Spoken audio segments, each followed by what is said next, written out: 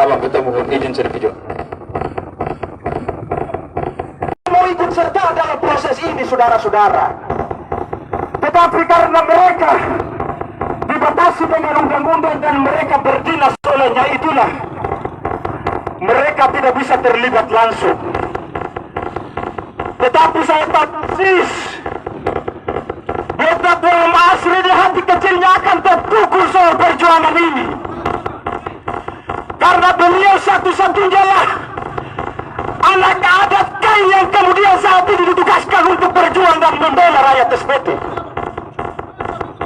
Tetapi kemudian beliau saat ini berdiri dengan dinas yang dititipkan oleh negara, olehnya itulah beliau tidak bisa bersikap.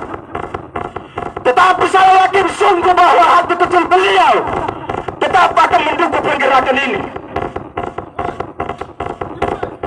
Saudara-saudara sekalian, teman-teman seperjuangan yang sungguh beta hormati dan beta banggakan,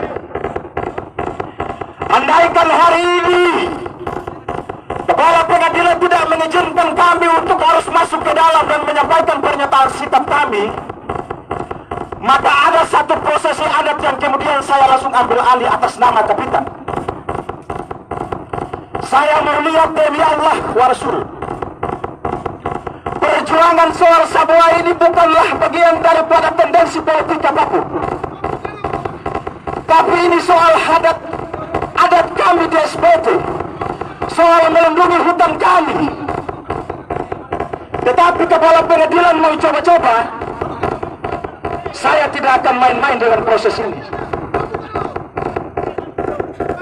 Demi Allah, olehnya itu beta berharap agar kepala pengadilan bisa membuka lebar pintu pengadilan. Saya akan tumbalkan kepala pengadilan, kejaksaan dan hakim atas korbannya rakyat SPT dan terlebih khususnya Sabuai. Kalau kepala pengadilan tidak berkeinginan, itu akan saya lakukan. Kalau kepala pengadilan tidak percaya, itu akan saya lakukan demi Allah wa Nabi wa Rasul.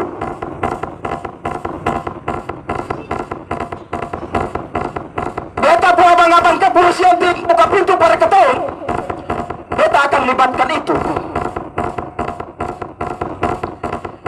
Sekali lagi beta mau bilang bahwa ini adalah bertepatan dengan sidang tuntutan. Tidak ada lagi sidang tuntutan yang lain. Tuntutannya hari ini. Andaikan kepala pengadilan tidak berkeinginan untuk ketong masuk, beta berharap kepala pengadilan berdiri dibuka dan sampaikan ke ketong bahwa dua pahlawan adat itu akan bebas dengan murni tanpa syarat, maka beta perintahkan semua pasukan keluar dari sini. Setuju? Setuju? Andaikan kepala pengadilan sampaikan itu, beta perintahkan pasukan semua keluar dari sini. Tetapi kalau kepala pengadilan memutuskan dua saudara adat kami, dua pahlawan hutan adat kami ini yang tidak pro terhadap hati nurani kepala pengadilan, lalu kemudian putusan itu diberatkan kepada kami, bahwa demi Allah kepala pengadilan akan berkiprah dan tunjukkan kepada Yongki anjing itu, dan hukum ini akan berkiblat kepada Yongki. Yongki merusak semua hutan adat di SPT. Yongki masuk pertama di SPT itu lewat negeri saya di Kilimuri.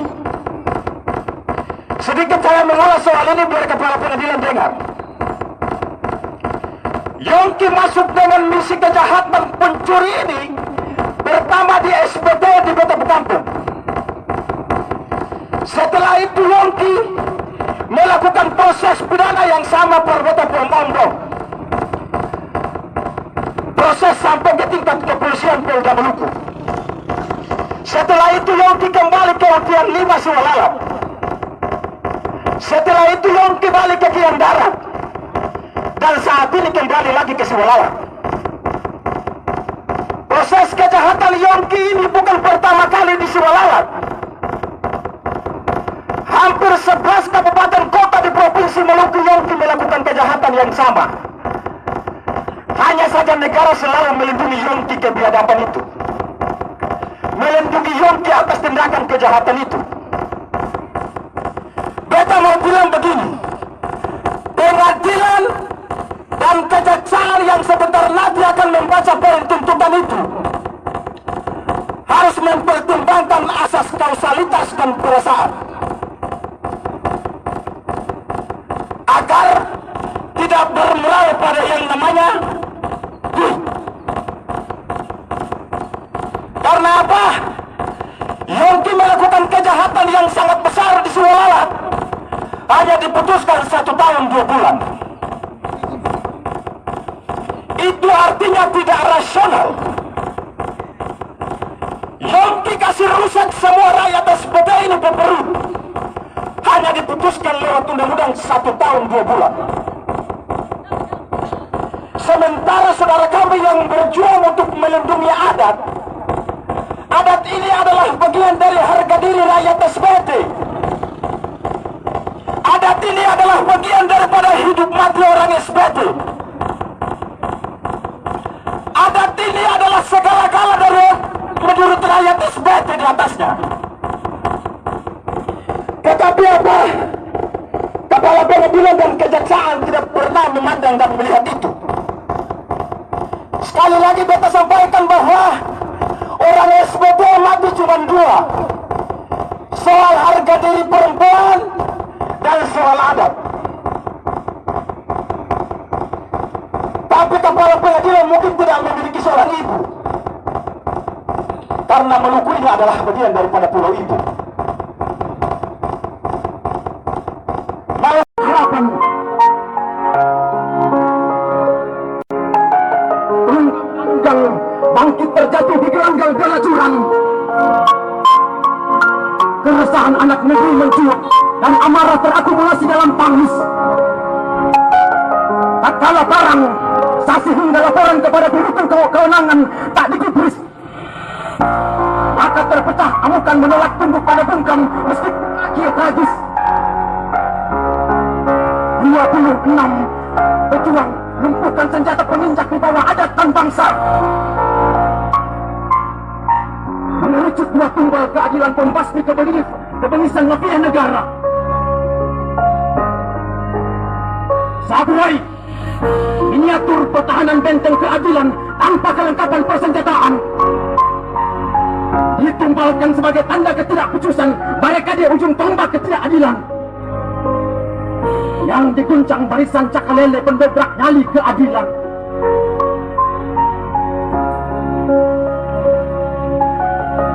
Fatwa kebesaran pengaruh tuan perusak bertumbuh pada kepentingan.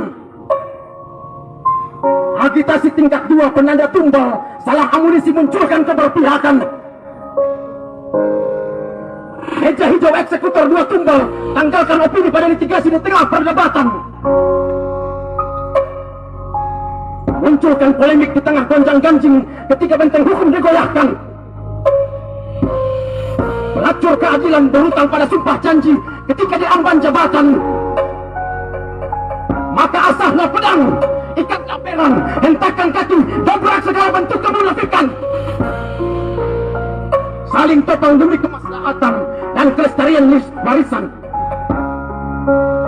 Sebab Sabuai ialah tolak ukur perlawanan terhadap pengaruh benteng-benteng pengkhianatan. Oh, hancurkan Kediri terhadap keadilan, memandangkan nyanyian perang terhadap pengkhianatan. Berharap perjuangan bukan huru-hara, perongrong negara. Perlawanan bambu runcing akan mencatat sejarah bahwa keadilan pernah dilindungi tanpa senjata. Hei, jika kepentingan berbasis pengaruh masih setia dipacari, jangan berharap keadilan berdiri tegak ketika langit alami keruntuhan. Keadilan ialah harta karun yang dibunuh. Akankah basis kausalitas masih dipertahankan? Ataukah sedang direncanakan pelecehan terhadap hukum dengan penghapusan? Semoga 2 tumbal tak berakhir dikorbankan. Semoga netralitas para pemangku kepentingan berhasil pulangkan nyawa keadilan. Terima kasih. Betul orang tua, betul peneliti moral di sini. Bahkan selesai menjadi sahabat termalang betul tidur sesono, saudara-saudara.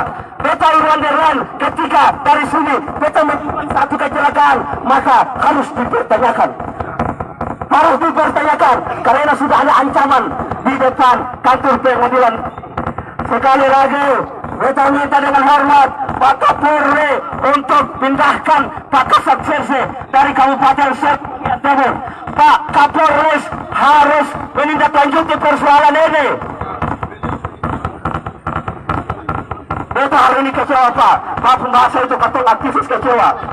Katong sangat kecewa dengan Pak pembahasa tadi bahwa ketika kamu menerobos ini, kamu beta yakin kamu sebantak tidur sensono, maka sudah ada bahasa ancaman di sana. Kalaupun katong aktivis mengancam kepolisian demikian, maka saya yakin sungguh Pak Kasat akan menahan kami dengan dialek ancaman. Seperti itu Pak. Saya kembalikan.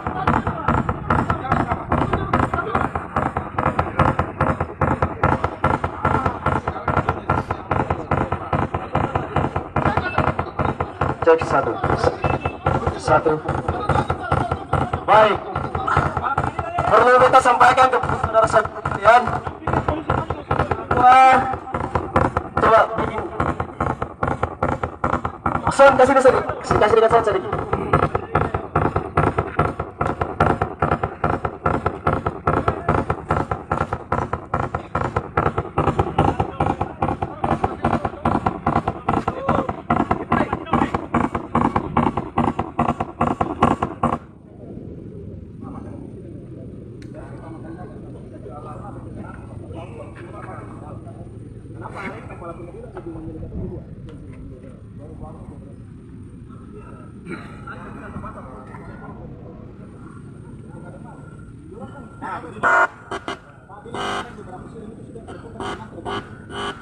Alasan pengadilan tidak terbuka itu karena tuntutan bawang siap.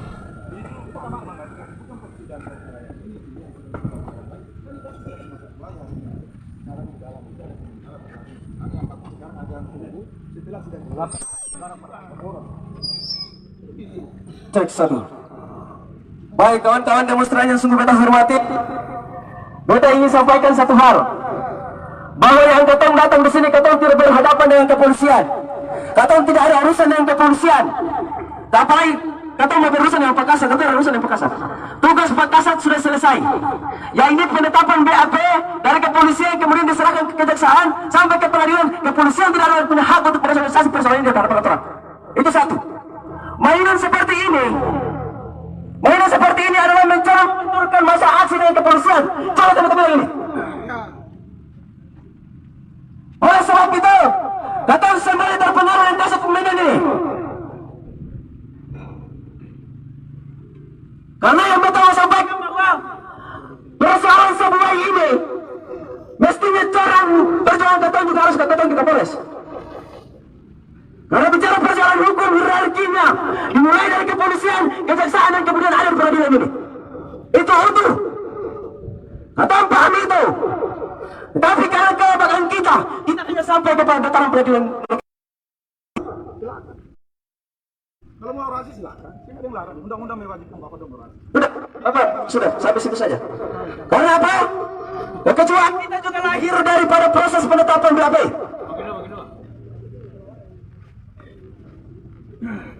Oleh sebab itu, kehadiran kita di sini kita hanya berhadapan dengan kepala pengadilan tinggi negeri Dataran Hurungwa. Cukup sampai di situ, tidak lebih dan tidak kurang, sampai di situ.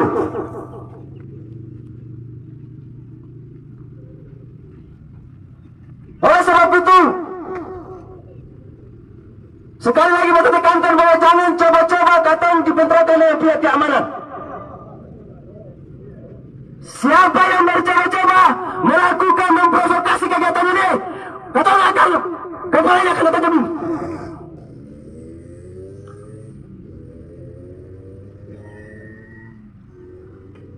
Yang katong berjuang ini bukan kejahatan kriminal murni. Perlu tahu itu. Yongki yang kemudian merusak habis hutan, lalu kemudian dituntut hanya 1 tahun lebih, putusannya 2 tahun lebih. Lalu hari ini ada kejaksaan di sini, kepolisian di sini, ada pengadilan tinggi negeri di sini, maka unsur 3 bisa lengkap. Datang bertanya, tuntut tahun berapa tahun?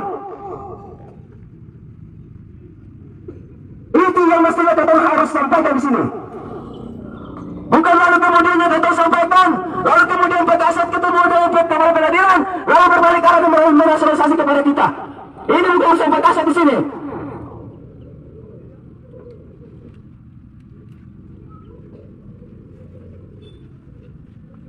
Yang harus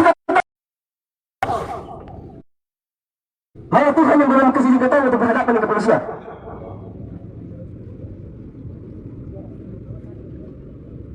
Oleh sebab itu,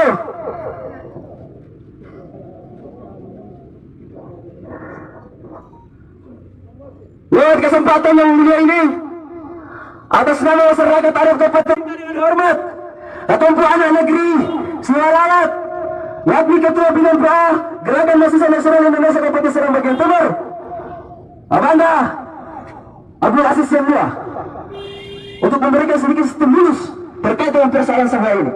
Dengan hormat, beta persilakan. Bismillah, Assalamualaikum warahmatullahi wabarakatuh. Yang beta hormati, jadi ini mungkin aksi yang beberapa kali ya Pak Kasat. Dan aksi ini kita kasih tahu bahwa ini bentuk dari soliditas pemuda, soliditas masyarakat. Saya tanggung jawab moral saya untuk menyerukan dan menyampaikan pesan kepada lembaga yang agung ini, lembaga yang mulia ini, lembaga di mana harapan rakyat semua bertumbuh di situ untuk mencari keadilan. Terus. Jadi beta kasih tahu sedikit. Bapak Kepala Pengadilan yang kami hormati. Kata seng bosan-bosan dan beta ku ada ini seng bosan-bosan datang. Kenapa dong seng bosan? Karena menurut dong pengertian, penetapan 2 warga Sabuai sebagai tersangka ini bikin dong iri. Bahwa mereka ini tidak punya riwayat sebagai orang jahat. Bahwa kalau mereka merusaki alat-alat perusahaan itu karena dong iri. Kok perusahaan bisa bebas tabang kayu di sana yang bikin sampai banjir.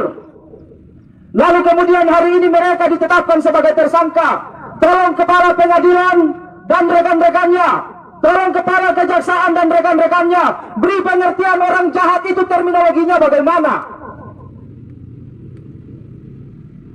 Ini masyarakat Sabuai versus perusahaan. Siapakah yang berperan sebagai orang jahat? Orang yang menabang kayu sampai terjadi banjirkah? Atau orang yang menghalangi supaya jangan sampai terjadi penabangan kayu yang berlebihan sebagai orang jahat? Ini saja pertanyaan singkat. Tolong dijelaskan secara jujur. Tolong dijelaskan dengan keyakinan yang sesungguh-sungguhnya. Itu saja yang kami minta. Bahwa sebenarnya siapakah yang menjadi orang jahat dalam kasus ini? Apakah pihak perusahaan atau rakyat Sabuai? Kalau rakyat Sabuai itu sebagai orang jahat, lalu bagaimana dengan deklarasi undang-undang tentang lingkungan hidup? Ini yang kami minta. Katong seng ada punya dendam sedikit pun dengan lembaga yang terhormat ini. Beta yakin dan percaya, beta pu ada ini juga dong seng kenal secara dalam Kepala Pengadilan itu siapa. Dan juga seng pernah bertentangan secara berkontak konflik batin atau konflik fisik dengan beliau, tidak ada sama sekali. Tetapi kenapa sampai katong turun di sini? Karena katong tahu lembaga ini adalah satu-satunya lembaga yang dilegitimasi oleh negara untuk memutuskan perkara seadil-adilnya. Bayangkan saja kasus penabangan kayu yang begitu hebat itu ditetapkan dengan pasal yang paling ringan. Beta kasih tahu Bapak Kasat dan rekan-rekan semua, di kampung di Siwalalat itu, sejak kampung leluhur dan taruh kampung itu sampai sekarang ada banjir. Setelah Yongki dan kawan-kawan operasi kayu di bawah, banjir dia masuk kampung. Jauh sebelum itu kampung orang tua-tua yang sekolah, dong sen tahu yang namanya abrasi, dong sen tahu. Dong juga sen pemahaman kalau tabang kayu itu bisa memunculkan potensi air yang besar. Dong sen pengetahuan teori soal itu. Tetapi dong punya ikhtiaran yang tinggi bahwa ketika Yongki dia tabang kayu terus, maka tentu dan kampung itu yang jadi korban banjir. Dan pada tanggal 6 Agustus kemarin, Tuhan telah membuktikan itu kepada bapak-bapak kepolisian dan kejaksaan beserta pengadilan, bahwa apa yang dilakukan oleh Yongki itu salah besar. Kalau Yongki yang melakukan kesalahan besar, toh kenapa adik-adik kita ini yang harus dihukum?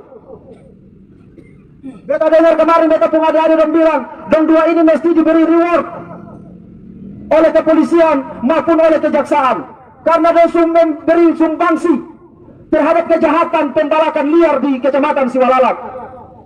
Bapak-bapak polisi dan kejaksaan susah lagi cari orang. Warga masyarakat Sabuai suka setuju ini loh detenkotnya. Ini orang jahatnya. Ini orang yang menabrak ketentuan peraturan perundang-undangan.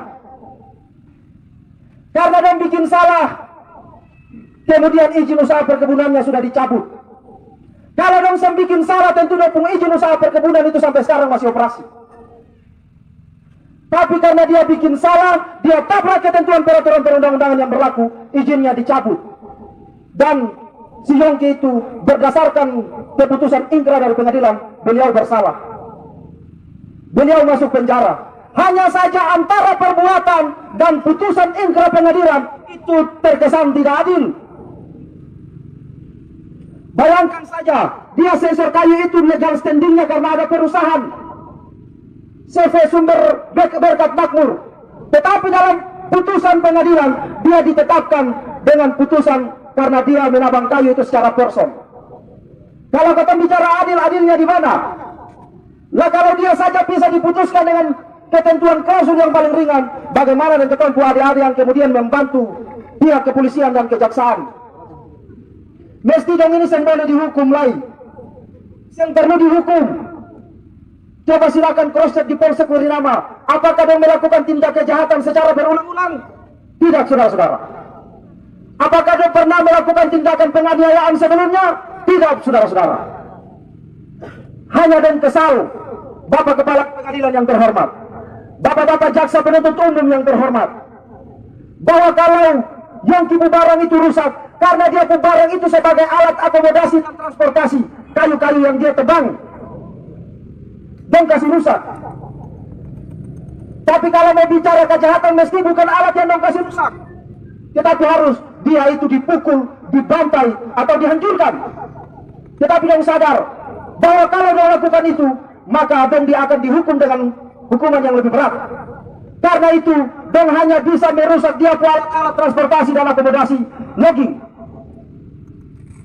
Karena dong kasih rusak alat-alat transportasi logging, itulah jaksa dan kepolisian mudah menetapkan dia sebagai tersangka, karena itu bagian dari alat bukti. Kalau dia alat-alat akomodasi dan transportasi kemudian dijadikan sebagai alat bukti, mana ada alat bukti yang sama mereka bisa ditetapkan menjadi tersangka. Soal ini saja, ini yang perlu harus ketemu S2, ini yang perlu harus kajian filosofis, ini yang perlu kajian-kajian yang berat. Ringan saja ini, anak SD juga bisa dia pahami bahwa apa yang mereka lakukan ini adalah bagian dari pencegahan terhadap pembalakan liar. Ini mudah saja, kita tidak perlu harus buka Google cari pendapat para ilmuwan untuk bisa kita melihat apakah perbuatan mereka ini salah atau tidak. Gampang saja, beta ini sayang bisa jadi hakim. Kenapa? Karena kalau beta jadi hakim, masalah-masalah begini prosesnya tidak panjang, saya putuskan bebas. Itu saja. Karena itu beta minta dengan hormat kepada bapak-bapak jaksa penuntut umum, bahwa kekuatan ini belum besar ini. Ini baru representasi. Tetapi wacana untuk demonstrasi ini dari ujung Dihil sampai Balakeu itu tahu. Sayang saja karena jalan ini rusak, Pak. Kalau tidak, kita semua setengah mati. Bapak-bapak polisi setengah mati, saya juga setengah mati karena harus kawal mereka. Karena dia anggap masalah ini sangat tidak penting. Tetapi kalau kejaksaan seriusi, benar, ada muncul pertanyaan, ada apa ini? Apakah jaksa ini hadir dilegitimasi oleh negara untuk melindungi perusahaan? Apakah pengadilan ini hadir? Apakah jaksa ini hadir sebagai alat legitimasi para korporasi? Kalau misalnya masalah enteng-enteng ini, kalau misalnya masalah kecuping ini diseriusi oleh pihak kejaksaan tinggi, lalu dituntut dengan tuntutan yang agak gede, maka pertanyaan yang muncul, kejaksaan ini milik siapa? Milik rakyatkah atau milik para segelintir orang? Perusahaan ini milik siapa? Milik rakyatkah atau milik para cukong? Bisa saja pertanyaan besar ini akan muncul apabila sikap kejaksaan dalam proses penyampaian penuntutannya itu tidak sebanding dengan masalah yang dimiliki. Karena itu beta minta dengan hormat kepada bapak-bapak kejaksaan tinggi, kejaksaan negeri, bahwa hari ini kita mendengar ada sidang perihal penuntutan oleh jaksa. Kami minta, Pak, tuntutannya itu tidak boleh melampaui akal sehat, tidak boleh sama sekali. Mereka ini bukan orang jahat. Orang jahat itu adalah orang yang bersenang-senang di atas penderitaan orang lain. Karena itu beta minta kepada beta pung adik-adik semua, para demonstran, beta terima kasih banyak dan sukawal aksi ini selama beberapa minggu. Beta pun semangat sebelum suruh. Siwalalat atau Sabuai ini hanya sampel. Beta dengar kabar ketempung sumber daya alam ini menjadi target para korporasi untuk datang berinvestasi di sini. Kalau ketemu sengkawal baik-baik, maka satu demi satu ketempulahan ini akan dirampok habis para korporasi di korporasi elit. Para kaum kapital akan menguasai ketempu daerah ini semua untuk kepentingan dompu lambung, kepentingan dompu perut. Karena itu beta kasih tahu, Siwalalat ini hanya contoh. Masih banyak ketempu negeri-negeri yang punya potensi sumber daya alam maksimal, yang hari ini menjadi lirikan para korporat. Karena itu ada semua beta kasih ingat sekali, dong tetap semangat, dan peka terhadap kepentingan ketemu negeri ini. Kalau bukan ketemu siapa lagi? Ya toh? Beta berharap dong semua kawal. Dan beta yakin dan percaya, sebesar apapun jabatan kepala pengadilan, sehebat apapun jabatan kepala pengadilan, semua itu tidak akan berarti ketika beliau tidak mengandalkan nurani dan keyakinan dalam putusan perkara. Beta yakin dan percaya itu. Karena itu Bapak Kepala Pengadilan yang terhormat, jangan bikin sampai rakyat SPT ini akan marah. Masih banyak kasus-kasus lainnya yang mesti diseriusi. Masih banyak kasus-kasus yang merugikan daerah ini yang mesti diangkat. Masih banyak kasus-kasus penjahat kemanusiaan lainnya yang mesti dikonsentrasikan. Bukan kasus-kasus enteng ini yang dijadikan sebagai alat untuk kasih naik pangkat. Kasihan Bapak Ibu. Sembahlah, jangan jadikan kasus-kasus yang enteng saja ini dijadikan sebagai alat untuk kejar prestasi jabatan Bapak Ibu. Kasihan. Negara ini ada karena legitimasi paling fundamental adalah rakyat. Maka rakyat tidak boleh dijadikan sebagai sapi potong. Maka rakyat tidak boleh dijadikan sebagai kelinci percobaan. Tidak boleh Bapak Ibu sekalian. Masih banyak kasus-kasus lainnya. Kasus-kasus yang menghisap hak rakyat itu yang mesti menjadi garda terdepan bagi beberapa lembaga yang terhormat ini. Termasuk kepolisian, termasuk kejaksaan, dan termasuk pengadilan. Karena itu, sekali lagi kita minta kepada bapak-bapak jaksa penuntut umum, hari ini kita datang dengan masa masih sedikit. Tapi Bapak dan tahu kesan kalau gunung api itu dia meletus. Itu karena kobaran api di dalam tanah ini tidak mampu dibendung Bapak Ibu. Sama juga dengan aksi ini. Hari ini belum seberapa. Tetapi ketika ketidakadilan itu dideklarasikan oleh lembaga yang terhormat ini, saya yakin dan percaya, jangankan bapak-bapak polisi, pemerintah daerah campur tangan pun tidak bisa membendung rakyat untuk datang ke sini. Oleh karena itu, beta berharap katong tetap fokus pada tuntutan katong. Katong saudara 2 orang ini dibebaskan. Bebaskan katong 2 orang ini juga, tidak menjatuhkan marwah lembaga pengadilan ini. Bebaskan katong 2 orang ini, tidak menjatuhkan derajat para hakim. Bapak-bapak hakim yang terhormat, Anda itu secara filosofi adalah wakil Tuhan di bumi. Maka putuslah perkara dengan seadil-adilnya. Jangan karena ada maksud lain. Jangan karena ada tawaran-tawaran lain. Jangan karena ada rasa sakit hati pihak lain kepada adik kita berdua ini. Tidak boleh. Jujurlah dalam memutuskan perkara. Insya Allah bapak-bapak yang mendapat jabatan yang terhormat itu sehat walafiat. Betul? Baik, saya kira itu yang bisa saya sampaikan. Semoga apa yang menjadi pendapat saya, pernyataan saya ini akan didengar oleh kepala pengadilan dan bapak-bapak jaksa penuntut umum yang terhormat. Billahi taufiq wal hidayah. Assalamualaikum warahmatullahi wabarakatuh.